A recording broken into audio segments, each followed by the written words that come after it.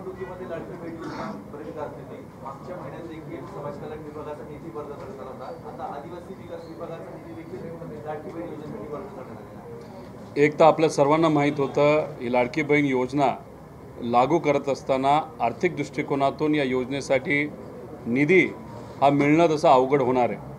पण इलेक्शनच्या काळामध्ये महिन्याचा 2 महिन्याचा 3 महिन्याचा निधी हा ॲडव्हान्समध्ये महिलांच्या हातामध्ये त्या ठिकाणी दिला.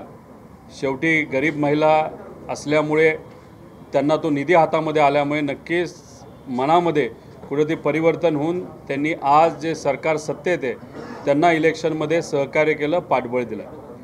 पण दुर्दैवाचं या शासनाचं लक्ष शासन चालवण्यावर नसल्यामुळे त्याच्याचबरोबर आपल्याला अर्थकारण कसं योग्य पद्धतीने सांभाळता येईल हे कदाचित इथं असणाऱ्या नेत्यांना कळत नसावं आणि त्यामुळे आदिवासी विभागाचा निधी असेल, समाज कल्याणचा निधी असेल, इतरही सर्व विभाग PWD पासून सगळ्या विभागाचा निधी फक्त एका योजनेसाठी त्या ठिकाणी दिला जातो आहे. आणि तो निधी देत असताना सरकार काय करतं आहे तर 8.5 महिलांचं नावं तर कमीच केली आहेत, पण येत्या काळामध्ये तुम्हाला सर्वांना बघायला मिळेल, अधिवेशनात हा मुद्दा मांडला, 22 महिलांची नावं कमी केली जातील.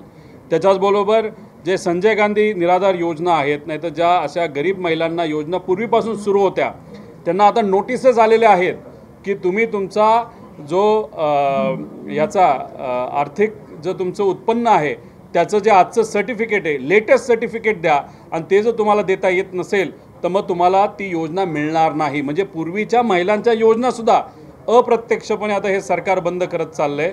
आणि आज विविध योजनेचा विविध विभागाचा निधी जर वळवला जात असेल तर त्या विभागामध्ये जसं आदिवासी, समाज कल्याण, त्याच्यावर अवलंबून असणारे जे सर्वसामान्य लोक आहेत त्यांना तो निधी तिथं मिळत नाही, शेतकऱ्याला मिळत नाही, कष्टकऱ्याला, म्हणजे अतिशय एक वेगळ्या प्रकारचं वातावरण या सरकारमध्ये त्या ठिकाणी आहे. आणि अनागोंदी असल्यामुळे आणि लक्ष सरकारचं नसल्यामुळे याच्यामध्ये अडचण कोणाची होत असेल तर फक्त सामान्य लोकांची अडचण त्या ठिकाणी होते. आदिवासी विकास विभागाचाच निधी दिला जातोय, पण आता आदिवासी महिला सर्वाधिक वंचित आहेत राज्यामध्ये. नाही, हेच तर तुम्हाला सांगतोय की लॉ प्रमाणे जेव्हा एक लॉ बनवला गेला, आदरणीय पवार साहेबांनी पुढाकार घेतला होता आणि आदिवासी समाज जो पिछडा राहतो, नाहीतर आर्थिक दृष्टिकोनातून, नाहीतर दुर्गम भागामध्ये हे सर्व लोक राहत असल्यामुळे त्यांच्यावर रस्ते जात नाहीत, आरोग्य सेवा जात नाही, यासाठी आदरणीय पवार साहेबांनी पुढाकार घेऊन एक वेगळा निधी लोकसंख्येप्रमाणे आरक्षित करून तो निधी आदिवासी समाजासाठी वापरण्यात यावा असा त्या काळामध्ये 30 वर्षापूर्वी आदेश आणि निर्णय त्या ठिकाणी घेतला होता. त्याच्याबरोबर समाज कल्याणचा विषय आहे. पण हे सगळं होत असताना दुर्दैव असं की तो निधी तिथं न दिल्यामुळे तिथं लागणारी जी सेवा आहे, आरोग्य सेवा असू द्या, नाहीतर लहान मुलांचं जे काही पौष्टिक आहार जे पोचायला पाहिजे ते तिथं पोचत नाही. आणि त्यामुळे तिथे असणाऱ्या लोकांना खूप मोठ्या प्रमाणात अडचण सोसावी लागते. आणि तुम्ही सर्वांनी समजून घ्या की आपल्या सर्वांसाठी ज्याच्याकडे आर्थिक बरी परिस्थिती आहे, एखाद्या वर्षी अडचण आली तर आपण FDचे पैसे वापरू शकतो, मित्रपरिवाराला सांगू शकतो, पण त्या योजनेतून आदिवासी समाज, SC समाज, हे जे दुर्बल समाज आहे त्यांच्यापर्यंत जर तो आर्थिक लाभ नाही पोचला, जर पौष्टिक आहार नाही पोचला, त्याच्यामध्ये लहान मुलांचं, महिलांचं आरोग्य नाही तर कुठलीही अडचण जर आली तर त्यातून ते बाहेर निघू शकत नाही. त्यामुळे सरकारला विनंती आहे, कृपा करून हा निधी वळवावळवी करू नका. उत्पन्न कसं वाढवता येईल यासाठी तुम्ही तिथं प्रयत्न करा. आणि जो भ्रष्टाचार मोठ्या प्रमाणात झालेला आहे तो मात्र तुम्ही जर बंद केला, त्यातून 40,000 कोटी रुपये या राज्य सरकारला मिळतील, जे आपल्याला आपल्या लाडक्या बहिणींना त्या निधीचा वापर हा योग्य पद्धतीने करता येईल. पुण्यामध्ये जे वैष्णवीचं प्रकरण घडलं आहे, ज्यामध्ये तिने आत्महत्या केली, तसंच नाशिकमध्ये भक्तीचं प्रकरण घडलं आहे. राज्यामध्ये दररोज किमान 32 घटना अशा होताना दिसत आहेत आणि यामध्ये अशा वेगवेगळ्या तक्रारी वेगवेगळ्या परिस्थितीमध्ये नोंदवल्या जातात. 11,000पेक्षाही अधिक तक्रारी या मागच्या वर्षी झालेल्या आहेत आणि आता 4,500 मेपर्यंत झालेल्या आहेत. तर आपल्याला काय वाटतं, एकूणच या ठिकाणी महिलांचं जे काही केंद्र आपण पोलिसांतर्फे करण्यात आलं, तक्रार केंद्र, भरोसा केंद्र, हे प्रॉपर्ली वर्क होत नाही असं वाटतंय? हे बघा, महिला आयोग जेव्हा निर्माण केला गेला होता काँग्रेसच्या काळामध्ये, पवार साहेबांनी त्यासाठी पुढाकार घेतला होता. त्या आयोगाचं कामच हे आहे की महिलांच्या कुठल्याही तक्रारी असतील तर त्याच्यावर लगेच लक्ष देऊन एक वेगळी ताकद लावून त्या तक्रारीचं निरसन त्या ठिकाणी झालं पाहिजे. ज्या पद्धतीने महिला आयोग काम करायला पाहिजे तसं काही काम होताना तिथं दिसत नाही. तुम्ही म्हणाला तसं 4.5 तक्रारी ह्या घरगुती त्रासाच्या त्या ठिकाणी केल्या गेल्या असतील, पण ह्या 4.5 फक्त 10% नाही तर 5% असू शकतील. बऱ्याच महिला तक्रार करत नाहीत. लोक काय म्हणतील, समाज काय बोलेल, उद्या जाऊन लहान मुलांच्या अडचणी होऊ शकतात, त्यामुळे हा आकडा अजून खूप मोठा असेल. त्यामुळे प्रशासनाने कुठेतरी याच्यामध्ये एक वेगळ्या पद्धतीचं आयोजन नियोजन केलं पाहिजे की महिलांना तिथं पुढाकार घेण्याची कुठेतरी त्या ठिकाणी एक इच्छा वाटली पाहिजे, नाही तर तिथून त्यांचं निरसन होईल, त्यांच्या अडचणी सुटतील असं कुठेतरी झालं पाहिजे. आणि हे जे काय आहे, गाडी दिली जाते, बंगले दिले जातात, हे जे काय आहे, ज्याला आपण साध्या भाषेत बोलायचं झालं तर लग्नाला हुंडा, ह्याला आपण जे हुंडाबद्दी फार पूर्वी आपल्या महाराष्ट्रामध्ये झाली, पण नवीन स्टाईल सुरू झालेली आहे. आणि त्याच्यामध्ये ह्या ज्या काही गोष्टी होतात अतिशय दुर्दैवी गोष्ट आहे. जेव्हा एखादी महिला असा निर्णय घेते, लहान मुलांचं काय होतं, त्यांच्या त्या मुलीच्या पालकांचं काय होतं, याच्याकडे सुद्धा लक्ष देण्याची जरूरत आहे. त्यामुळे कुणीही असं सापडलं, तो कुठल्याही पक्षाचा असू, त्याला धरायचा आणि त्याला अशी एक शिक्षा द्यायची की उद्या जाऊन दुसरं कोणाला धाडस नाही झालं पाहिजे एखाद्या महिलेवर अत्याचार करायचं. असं कुठंतरी त्या ठिकाणी काही गोष्टी झाल्या पाहिजे असं वाटतं. पण जेव्हा केव्हा आपण टी व्ही बघतो, जेव्हा सोशल मीडियावर बघतो, आता मध्य प्रदेशमध्ये काल जी घटना घडली त्याच्यामध्ये एक कुठला तरी नेता भाजपचा एक वेगळ्या अश्लील चाळे कुठं करतो तर रस्त्यावर करतोय. आणि मग हे सगळं बघितल्यानंतर काही लोकांना कुठेतरी भीती राहिली नाही असं प्रशासनाचे असं कुठेतरी आपल्याला म्हणावं लागेल. महाराष्ट्रामध्ये सुद्धा आपण जर बघितलं तर दररोज 200 ते 300 महिला ह्या त्या ठिकाणी गायब होत आहेत, नाहीतर त्या सापडत नाहीत, नाहीतर त्या ठिकाणी घराबाहेर जात आहेत, पण त्याच्यावर कुणीच काय करत नाहीत. महिला अत्याचारांचे प्रकरणसुद्धा आपल्या महाराष्ट्रामध्ये मोठ्या प्रमाणात वाढलेले आहेत. त्यामुळे थातूरमातूर उत्तर न देता खऱ्या अर्थाने महिला सुरक्षिततेच्या बाबतीत आपल्याला काय करता येईल याचा विचार त्या ठिकाणी केला पाहिजे. आणि समाज म्हणून सुद्धा, लोक म्हणून सुद्धा, नागरिक म्हणून सुद्धा जर आपल्याला आसपास कुणी हुंडा देत असेल असं कळत असेल तर आपण सुद्धा त्या ठिकाणी पुढाकार घेतला पाहिजे. ग्रामपंचायतला पण ताकद दिली पाहिजे, जी आहे अजून दिली पाहिजे. आणि नगरपालिका जे काही लोकल बॉडीचे जे काही तिथं माध्यमं आहेत त्यालासुद्धा ताकद देऊन अशा लोकांना एक सामाजिक प्रेशर आणून काय आपल्याला करता येईल का याचा एक विचार करावा लागेल असं मला तरी वाटतं. गुलाबराव पाटील यांनी अजितदादांना असा सल्ला दिला की आपल्या पक्षातले येणारे लोक तपासून आपण पाहायला पाहिजे. जळगाव जिल्ह्यात देखील असे अनेक लोक आहेत की ज्यांचे प्रकरण बाहेर येऊ शकतात. आता बघा, जर त्यांच्याकडे एखादं प्रकरण असेल तर तुम्ही या राज्याचे मंत्री आहात गुलाबराव पाटील साहेब, आणि एक सिनियर मंत्री आहात, आणि मग तुमच्याकडे एखादं प्रकरण असेल आणि फक्त तुम्ही नेगोशिएशनसाठी वाटाघाटी करण्यासाठी तुम्ही त्या प्रकरणाचा वापर करत असाल तर हे चुकीचं आहे. तुमच्याकडे जर एखादा विषय आला असेल आणि जो कुठेतरी भ्रष्टाचाराचा असेल, अन्यायाचा असेल, बेधडक लोकांसमोर आणा, पण त्याला धाडस लागतं. राजकारण वाटाघाटी करायला बंद आड तुम्ही करू शकता, पण ओपन जर कोणी चुकत असेल तर ते सांगण्यासाठी धाडस लागतं. हे मात्र गुलाबराव पाटील साहेबांमध्ये आहे असं आम्हाला वाटतं, पण ते येत्या काळामध्ये दाखवतात का हा मात्र प्रश्न आपल्या सगळ्यांना येत आहे. गृहमंत्र्यांनी सगळ्याच राजकीय पक्षांचे राजकीय नेते तपासून घेतले पाहिजे, त्याच्यावर एक ऑडिट केलं पाहिजे, रिपोर्ट पोलिसांमार्फत केले पाहिजे. आणि असं वाटतं का तुम्हाला, कारण एकूणच जर ही सगळी संहिता पाळायची असेल, म्हणजे काही अशा पुढच्या घटना पाळायच्या असतील तर अशा लोकांवर पण लक्ष देणं गरजेचं आहे. त्यांना पक्षात प्रवेश देण्याबद्दल तर काही बंधन दिसत नाही, सगळेजण पक्षात प्रवेश देतात, मात्र किमान हे तरी व्हायला हवं. तुम्ही गृहमंत्री साहेबांबद्दल बोलत आहात, म्हणजे मुख्यमंत्री आहेत ते. आज सोशल मीडियावर काही फोटो हे स्प्रेड केले जातात, सोशल मीडियाचे सर्व सामाजिक कार्यकर्त्यांच्या इथून नागरिकांकडनं. पूर्वीची भाषणं हे मुख्यमंत्री साहेबांचे काही नेत्यांच्या विरोधातले, आणि दुसरे फोटो आजचे जे स्प्रेड केले जातात की शपथविधीसाठी मुख्यमंत्री साहेब बसलेत आणि साईडला सगळे असे नेते बसलेत ज्यांच्यावर त्यांनी टीका तिथं केलेली आहे. त्यामुळे अशा काय गोष्टी पूर्वी आणि आत्ता घडत असतील तर मग अपेक्षा आपण काय ठेवावी असाही प्रश्न आता सामान्य लोकांना आणि खास करून BJPच्या कार्यकर्त्यांना पदाधिकाऱ्यांना आता पडायला लागलेला आहे. आपल्याच मित्रपक्षाचे नेते संजय राऊत म्हणतात की येणाऱ्या काळात मनसेसोबत नुसती युतीच करायची नाहीये तर नातं सुद्धा जोडायचं आहे. नवी राजकीय नांदी बघायला मिळेल का राज्यात? हे बघा, संजय राऊत साहेब हे उद्धव ठाकरे साहेबांच्या पक्षाचे एक प्रमुख नेते आहेत, राज्याचे प्रमुख नेते आहेत. पूर्वी हे दोन जे फॅमिली मेंबर्स आहेत त्याच्यामध्ये राज ठाकरे साहेब असेल, उद्धव ठाकरे साहेब हे एकत्रित होते. कुठल्या तरी कारणांमुळे ते वेगळे झालेत. आता हा विषय तसा बघितला तर त्यांच्या दोन पक्षातला आहे, त्याच्यामध्ये त्यांनी जो कुठला निर्णय घेतला तो त्यांच्या पक्षासाठी महत्त्वाचा आहे. त्यामुळे उद्या जाऊन ते काय निर्णय घेतात ते आपल्या सर्वांना बघावं लागेल. त्यामुळे महानगरपालिका असेल नाही तर लोकल बॉडी इलेक्शनमध्ये असेल, फायदा का नुकसान हे नंतरच त्या ठिकाणी आपल्या सगळ्यांना कळेल. महाविकास आघाडी म्हणून एकत्र तुम्ही लढत असताना एखादा पक्ष असा निर्णय घेत असताना इतर पक्षांना विश्वासात घेणं अपेक्षित आहे असं वाटत नाही का तुम्हाला? चर्चा तशी होत असेल, समजा एखादा असा पक्ष असेल जो महायुतीबरोबर प्रत्यक्ष अप्रत्यक्षपणे होता, पण महायुतीकडे गेल्यानंतर आम्ही का महायुतीकडे गेलो, महायुतीला जे शब्द दिले होते ते जर पाळले नसतील आणि ते जर आज या एखाद्या पक्षाला असं वाटत असेल की तिथं जाऊन आपली बदनामीच होती आहे, आपल्याला तिथं सहकार्यच केलं जात नाही, खोटं बोललं जातं, खोटी आश्वासनं दिली जातात आणि हे सगळं बघितल्यानंतर जर मनसेला आज वाटत असेल की नको रे बाबा, आपल्याला महायुती नको, महाविकास आघाडी नाही तर आपल्याला उद्धव ठाकरे साहेबांच्या पक्षाबरोबर एकत्रित समविचाराने समपदाने त्या ठिकाणी एकत्रित काम करायला असेल, त्यामुळे मला असं वाटतं की जर एखाद्याला अनुभवच चुकीचे त्यांच्याबरोबर आले असतील आणि आज लोकांच्या हितासाठी एकत्रित येत असेल तर ते त्यांच्या पक्षाचा विषय, तो तिथं निर्णय घेतला तर त्यांचे कार्यकर्ते त्या निर्णयाचं स्वागतच करतील असं मला तरी वाटतं. रोहित दादा, आता प्रकाश आंबेडकरांनी ट्विट केलेलं आहे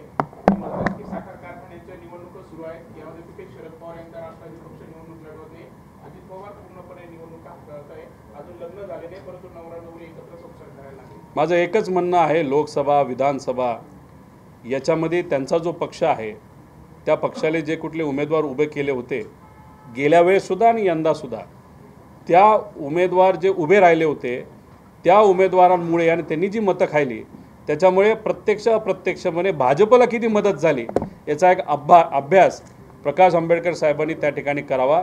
अनेक तज्ज्ञांनी त्या ठिकाणी केलेला आहे आणि जो विचार ते जपतात, आम्हाला आदर आहे ज्या परिवारातून ते त्या ठिकाणी येतात की संविधान, त्यानंतर एकोपा, बंधुभाव, पण अप्रत्यक्षपणे तुमची पार्टी जर भाजपलाच त्या ठिकाणी इलेक्शनमध्ये मदत करत असेल तर त्या विचाराच्या विरोधात आहे. त्यामुळे त्याचा अभ्यास पक्षप्रमुख म्हणून त्या ठिकाणी केला पाहिजे. आमच्या पक्षाबद्दल आमचे नेते त्या ठिकाणी योग्य असा निर्णय घेतील. पण निवडणूक का लढवत नाही शरद पवार पक्ष? ते आपलं आमचं 10 तारखेला जे वर्धापन दिन आहे तेव्हा आपण येणारे इलेक्शन, लोकल बॉडी, त्यानंतर कारखाने, बँका, त्याचं महानगरपालिका, याच्या सर्व योग्य असं नियोजन आणि त्याच्याबद्दलची रणनीती आदरणीय पवारसाहेब स्वतः 10 तारखेला सांगणार आहेत, ज्याची वाट आम्ही सर्वजण बघत आहोत.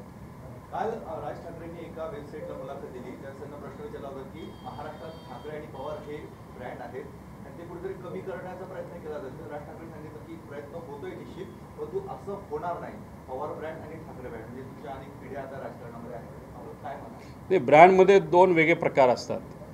जे जुने ब्रँड असतात, जे लोकांनी चूज केलेले असतात, लोकांनी त्यांना मदत केलेली असते, लोकांनी ते सपोर्ट केल्यामुळे तो ब्रँड मोठे झालेले असतात. आणि काही नवीन ब्रँड असतात जे पैसा, अर्थकारण, बाहेरून लोक आणून तो वाढवण्याचा प्रयत्न तिथं केला जातो. म्हणतात ना की एखादी गोष्ट जेव्हा आपण नीट लक्ष देऊन आणि दीर्घकालीन त्याच्या मागे जर विचार असेल तर ती जास्त काळ टिकते. असं ठाकरे परिवार आहे, पवार परिवार आहे आणि त्याची खरी ताकद लोक आहेत आणि लोकांनी विचार आहेत, त्यामुळे ते टिकतील असं राज ठाकरे साहेब म्हणत असावेत. आणि जे नवीन पक्ष झालेले आहेत ते पैशाच्या जोरावर, दडपशाहीच्या जोरावर झाल्यामुळे ते काय जास्त काय टिकणार नाही, असा अर्थ कदाचित राज ठाकरे साहेबांचा असावा. पण पुन्हा एकदा 2 राष्ट्रवादी एकत्र येण्याची चर्चा आहे, हा ब्रँड एक होईल का? नाही, शेवटी चर्चा अनेक दिवसांपासून आहे, सातत्याने फक्त चर्चाच आहे, पण तुम्हाला दिसतंय की निर्णय कुठलाच त्या ठिकाणी घेतला जात नाही आहे. त्यामुळे निर्णय जर घेतला जात नसेल तर त्याला फक्त चर्चा समजून ते बाजूला काढलं पाहिजे आणि जे कुठले मुद्दे आता आम्ही लोकांच्या हिताचे मांडतो त्याच्यावर लक्ष केंद्रित केलं पाहिजे असं मला तरी वाटतं. काल परवाच्या दिवशी धुळ्यामध्ये अंदाज समिती आली होती विधिमंडळाची, अत्यंत गंभीर प्रकार असा घडला की 1,84,00,000 रुपये तिथे शासकीय विश्रामगृहात आढळून आले. स्थानिक माजी आमदारांचा आरोप होता की हे समितीला देण्यासाठी पैसे आले होते, त्याची SIT पण नेमण्यात आलेली. आपण कसं बघताय? हे बघा, SIT नेमून काहीच होणार नाही. अशा अनेक SIT झालेल्या आहेत. मग त्याच्यामध्ये आपण लाठीचार्जचे SIT झालेली आहेत. महाराष्ट्र भूषण पुरस्कारामध्ये जे गरीब सामान्य लोक त्याच्यामध्ये मरण पावले त्याची SIT झाली. असे 400-500 SIT आहेत. निर्णय तर काय त्या ठिकाणी घेत नाही, त्यामुळे निर्णय कुठलाही घेतला नाही. सामान्य लोक असं म्हणत आहेत की तिथं कमिटी येणार होती आणि मग कमिटी येणार होती आणि त्या खोलीमध्ये जर 5 कोटी रुपये असतील तर 5 कोटी रुपये कॅश आली कशी? RBI, बँका, 2 लाख इन्कम टॅक्ससुद्धा 2 लाखाच्या पुढे आपल्याला कॅश घरी ठेवता येत नाही आणि तिथंसुद्धा शासकीय ऑफिस कार्यालय त्या विश्रामगृहामध्ये जर 5 कोटी रुपये असतील तर मग हा प्रश्न तर सगळ्यांना सामान्य लोकांना पडत आहे. आणि तिथं कमिटी येणार असल्यामुळे ते कमिटीचं त्याचं नक्कीच काही ना काहीतरी साठलोटा आहे असं लोकांना त्या ठिकाणी पडलेलं आहे. त्यामुळे कमिटीचं काम काय असतं की एखादी योजना जर चुकीच्या पद्धतीने लागू होत असेल, अधिकारी जर जबाबदार असेल तर त्या अधिकाऱ्याला धारावर धरायचं आणि लोकांचा, गरिबाचा पैसा, टॅक्सचा पैसा योग्य दिशेने जातो का नाही हे शोधायचं. पण जर लोकांचाच पैसा अधिकारीच जर तिथं कपाटामध्ये नाही तर त्या खोलीमध्ये ठेवत असेल आणि तेच जर सदस्य घेणार असतील ते फार दुर्दैवी गोष्ट आहे. मग याच्यामध्ये असं म्हणावं लागेल की कमिटी परवा येत होती, अवकाळी पाऊस आला, तसा पैसा कुठून आला हे कोणाला त्या ठिकाणी माहीत नाही. म्हणजे दूध की दुले तर कुणी नाही, त्यामुळे लोकांना कळलेलं आहे. मात्र ह्याच्यावर ज्युडिशियल एन्क्वायरी झाली पाहिजे, पैसा आला कुठून आणि ह्याला जबाबदार कोण हे मात्र त्या ठिकाणी बघण्याची जरूरत आहे.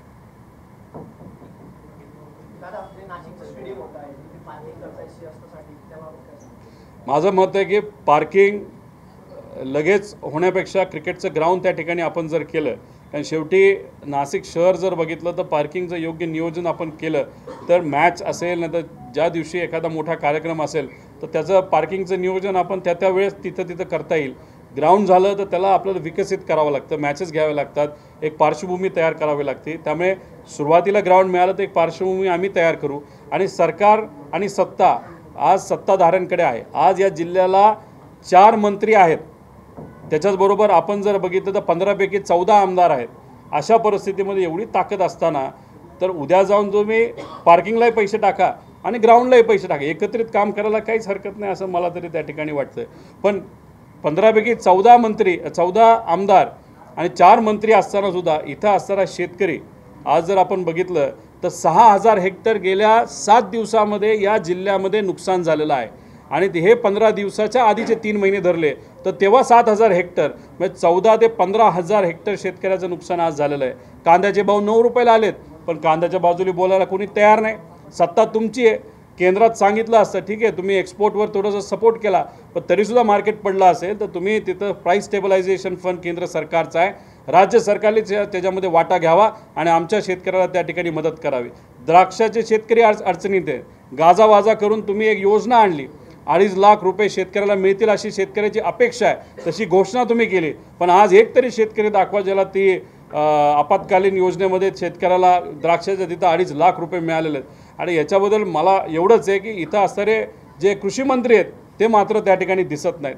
जेव्हा केव्हा टी व्हीवर येतात, चुकून का होईना का आपल्या स्टाईलमध्ये असं काहीतरी वक्तव्य देऊन जातात, त्याचीच चर्चा जास्त त्या ठिकाणी होते. मला मंत्रीभावांना विनंती करायची आहे की तुम्ही कोट बदला, नवीन कोट रोज घाला, पण आमच्या गरीब शेतकऱ्याचा फाटक्या सदराकडे दुर्लक्ष तुम्ही करू नका, कारण तुम्ही या राज्याचे कृषी मंत्री आहात. आपण मगाशी महिला आयोगावर प्रश्न तिथं उपस्थित केला. आपल्याच पक्षाच्या रोहिणी खडसे यांनी महिला आयोगाच्या अध्यक्षांच्या राजीनाम्याची मागणी केलेली आहे. या घटना सध्या राज्यामध्ये घडत आहेत. तर शेवटी त्यांनी त्या ठिकाणी मागणी केली असेल तर खरंच सरकारने त्या बाबतीत निर्णय घ्यावा. त्याच्याचबरोबर महिला आयोगावर कुठलंही सरकार आलं तर कशा पद्धतीचं व्यक्ती तिथं बसावं, त्यांचे काय क्वालिफिकेशन असावेत, वकील असाव्यात का, समाजकारणामध्ये कुठल्याही राजकीय हेतू मनामध्ये न ठेवता काम केलेल्या व्यक्तीला तुम्ही संधी तिथं देणार का, एक्स जजला तुम्ही संधी देणार का, एक्स पोलीस अधिकारीला महिलाला तुम्ही संधी देणार का, असं काही ते ठोकताळे तुम्ही निर्णय तिथं घ्या. कारण महिला आयोग स्वायत्त संस्था आहे, कुठलीही राजकीय पार्टीची एक विंग आहे असं त्याचं काम करायला लागले हे योग्य ठरणार नाही. त्यामुळे तिथं कोणाला बसवायचं, त्याचं बॅकग्राऊंड काय असावं हे मात्र सरकारने या अधिवेशनामध्ये त्या ठिकाणी ठरवलंच पाहिजे. आणि त्याच व्यक्तीचा अराजकीय व्यक्ती तिथं बसला तर मला असं वाटतं की महिलांना खऱ्या अर्थाने न्याय मिळू शकतं, नाही तर न्याय मिळणार नाही. विधिमंडळात आपण अधिवेशनाची मागणी करणार आहोत. अशा आम्ही बऱ्याच मागण्या करतो. म्हणजे तसं बघितलं तर 150 प्रश्न मी स्वतः एक आमदार म्हणून मांडत असतो. अनेक इतर लोक प्रश्न मांडतात, चर्चेला 1-2च येतात, आम्हाला तिथं बोलण्याची सुद्धा संधी देत नाहीत. पण तरीसुद्धा सातत्याने वेगळे जे काय आम्हाला तिथं साधनं असतात त्या साधनाचा वापर करून आम्ही बोलतो. तुम्ही म्हणता तसं हा मुद्दा तिथं आम्ही घेणार आहोत की महिला आयोगाचे जे प्रमुख आहेत त्यांना नियुक्त करण्यासाठी जे काय क्वालिफिकेशन लागतं ते क्वालिफिकेशन असेल तर ते काय हे लोकांना सांगा, नसेल तर ते तिथं असं डिझाईन करा की तिथं राजकीय नेता कुठलाच आला नाही पाहिजे. महिला तिथं पूर्णपणे सामाजिक हित मनामध्ये ठेवून काम करणारे लोकच त्या ठिकाणी आले पाहिजे असं वाटतं. थँक्यू.